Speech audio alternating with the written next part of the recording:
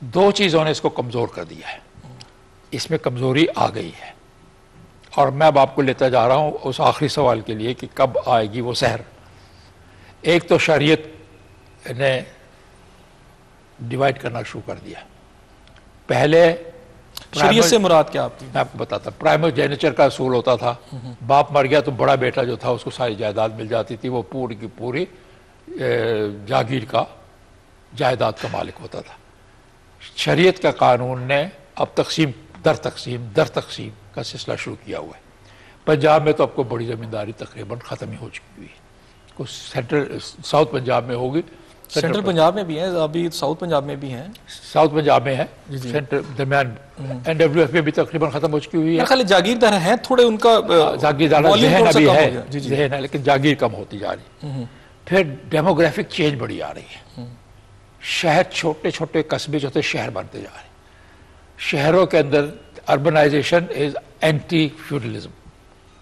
لیکن میں یہاں آپ سے جاننا چاہوں گا کہ یہ جو فیوڈلز تھے یہ جا کے آج پارلیمنٹ میں موجود ہیں، آپ کی اسمبلیوں میں چلے گئے ہیں، شہر بڑے ہو رہے ہیں یا چھوٹے ہو رہے ہیں اس سے فرق نہیں پڑتا، جو اصل طاقت کا گڑھ ہے جو ہمارا جمہوری سسٹم ہوتی ہے، پارلیمنٹ ہوتی ہے یا اسمبلیز ہے، اس میں تو وہاں وہ موجود ہیں۔ دیکھیں جی، وہاں بھی اب شہری وکلا صاحبان، شہر کے لوگ بہت سارے آنے شروع ہو گئے ہیں، کاروباری لوگ آنے شروع ہو گئے ہیں۔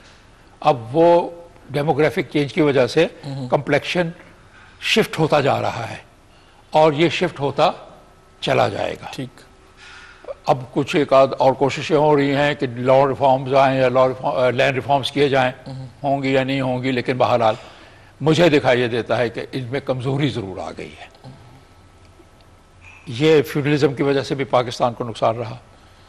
تیسری بڑی بات جو کم لوگ کہتے ہیں، لیکن میں نے یہ بات جا کے دہلی میں بھی کہی ہے، وکلا صاحبان کے ان کے سامنے کہی ہے، کہ ہمارے یہاں جمہوریت کو پنپ نہ دینے کی ایک بہت بڑی وجہ آپ لوگ ہیں۔ ہم کیسے ہیں؟ یعنی ہندوستانی ہیں، ہندوستانی ہیں۔ ہندوستانی۔ میں سمجھا کہ میڈیا کے لوگوں کو میں نے دہلی میں جا کے وکلا صاحبان سے یہ بات کی کہ آپ لوگ ہمارے جمہوریت کی جانب نہ، ورنہ ہم آپ سے زیادہ ایگیلیٹیرین ہیں۔ آپ کے یہاں کاسٹ سسٹم ہے، ہمارے یہاں نہیں ہے۔ آپ کے یہاں برہمن دوسرے کا ایک طبقاتی سسٹم موجود ہے باقاعدہ مذہبی طور پر، ہمارے یہاں اس کے برعکس ہے۔ اس کے باوجود ہم جمہوریت کی جانب نہیں چل سکے، آپ چل پڑے ہیں، کیونکہ آپ نے ہمارا ناطقہ بند کر رکھا، ہمیں آپ نے سیکیورٹی کانشیس کر دیا، ہم سیکیورٹی اسٹیٹ بن گئے۔ نتیجہ یہ ہوا کہ ہم نے اپنی تمام دولت، اپنا تمام توجہ اپنی سرحدات کی حفاظت پہ کر دیا۔ آپ بہت بڑے تھے، بہت طاقتور ہیں، آپ کے پاس فوج زیادہ ہے، آپ کے مقابلہ کرنے کے لیے، اپنی حفاظت کرنے کے لیے ہمیں بڑھانا پڑا۔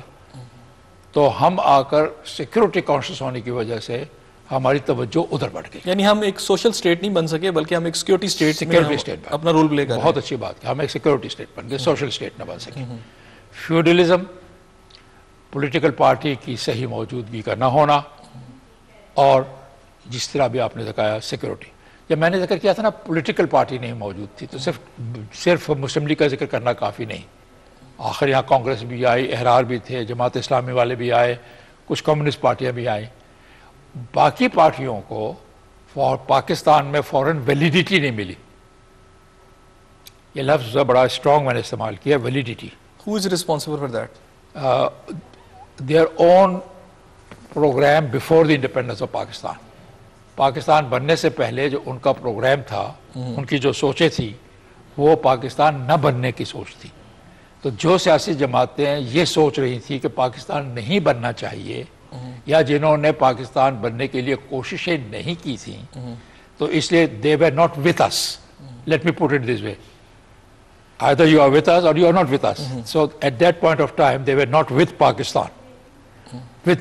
جب وہ آئے ان کو جی آئینوں کہا گیا، قائد اعظم نے بھی کھلے دل سے ان سے کہا آپ سب یہاں آئیے، یہ آپ کا ہی ملک ہے، لیکن ان کو یہاں آ کر اپنے روٹس بنانے میں، ری ویلیڈیٹ کرنے میں وقت لگنا تھا۔ آپ دیکھیں ولی خان کو وقت لگا، جماعت اسلامی کو بھی وقت لگا، اب ہم کو تسلیم سب کرتے ہیں، اسی طرح سے بہت ساری اور جماعتیں، احرار، یہ ساری جماعتیں ضرور تھیں، موجود تھیں، آئیں یہاں پر، لیکن ویلیڈیٹ نہ ہو سکیں، روٹس نہ پڑ سکیں۔ تو میں یہ کہوں گا کہ جب پاکستان بنا it came into the hand of one party system. Right. اچھا مجھے یہ بتائیے گا, آپ نے ایک تو پولیٹیکل سینیرو دے دیا, اب ہم آگے چلتے ہیں. اب بات یہ آتی ہے, مجھے یہ بتائیں کہ پاکستان کے اندر یہ الزام دیا جاتا رہا کہ جو سسٹم یہاں خراب ہے, فوجی جرنیل جو ہیں ایک وہ رول پلے کرتے رہے, جب آیا انہوں نے شب خون مار دیا. آج کے میں کانٹیکس میں بات کروں گا, آج کچھ لوگ یہ بھی کہتے ہیں, ایک پرسیپشن یہ بھی ہے کہ وہ جو ایک رول تھا, جو اسٹیبلشمنٹ کا رول تھا, آہستہ آہستہ کہیں نہ کہیں عدلیہ اپنی لمیٹیشن سے باہر نکل کر پارلیمان پر حاوی ہونے کی کوشش کر رہی ہے, اور بہت سارے ایسے کام فیصلے جو کہ پارلیمنٹ کا رائٹ تھا, کانسٹیٹیوشنل رائٹ تھا, اس کو عدلیہ جو ہے اس کو ٹیک اپ کر رہی ہے, وہ درست نہیں ہے. اس کے آنے والے دنوں میں رزلٹس اچھے نہیں نکلیں گے. آپ قانون دان ہیں, آپ کی رائے اس بارے میں کیا ہے؟ عدلیہ جب دوبارہ اپنے منصب پر عدلیہ کے ہمارے موجودہ معزز جج صاحبان پہنچے ہیں تو وہ ایک بہت ہی روح پرور تحریک کے نتیجے میں پہنچے. لوگ تو کہتے ہیں کہ ہم نے ایگزیکٹو آرڈر سے ان کو بحال کر دیا, ہر سب کا تھوڑا تھوڑا کریڈٹ لیتا ہے, لیکن میں کریڈٹ دوں گا سول سوسائٹی کو. سول سوسائٹی نے ان کو جج صاحبان کو ان کے منصب تک میجر رول پلے کیا, اس میں میجر رول پلے کیا. اب سول سوسائٹی کے کچھ تقاضے ظاہر ہیں, انہوں نے قربانی بھی دی, انہوں نے ایک موومنٹ چلائی, انہوں نے کامیابی حاصل کی. They have become a stake holder, اور وہ تقاضے کی کانشیسنس کا احساس عدلیہ کو ظاہر ہے کہ جس وقت وہ آئے ان کو ہوا. اب تک ایسے معلوم ہوتا ہے کہ عدلیہ اس احساس کی بنا پر بہت ساری, جس کا آپ نے ذکر کیا, حدود سے آپ کہتے ہیں لمیٹیشن اپنی کراس کر رہی ہے, لمٹس کراس کر رہی ہے, بہت سو موٹو جورسڈکشن ہو رہی ہے, بہت سارے اختیارات استعمال کر رہے ہیں. چینی جیسے معاملات میں بھی انہوں نے دخل دیا. بہت ساری ایسی چیزیں جو میں بھی سمجھتا ہوں کہ ان کو اس سے اعتراض کرنا چاہیے تھا, ان تک نہیں. یعنی آپ فیل کرتے ہیں کہ بہت ساری ایسی چیزیں جو ایگزیکٹو کی رسپانسبلٹی تھی, ایگزیکٹو کا رائٹ تھا, انہوں نے ٹیک اپ کیا. ان میں پولیٹیکل ایشوز تھے, ایگزیکٹو کے ایشوز تھے, ان میں شاید ان کی انٹرفیئرنس ہوئی, لیکن یہ اس احساس کے نتیجے میں اب وقت آ گیا ہے کہ عدلیہ اس احساس سے نکلے اور اپنے رول کو ریڈیوس کرے. یہاں ایک چھوٹا سا بریک لیں. ناظرین, احسن ظفر صاحب کا کہنا ہے کہ اب وقت آ گیا کہ عدلیہ اس احساس سے نکلے اور جو اس کا اصل رول ہے اسے ٹیک اپ کرے. یہاں ایک چھوٹا سا بریک لے لیتے ہیں, ہمارے ساتھ رہیے گا, جائیے گا نہیں. ملتے ہیں آپ کے ساتھ بریک کے بعد.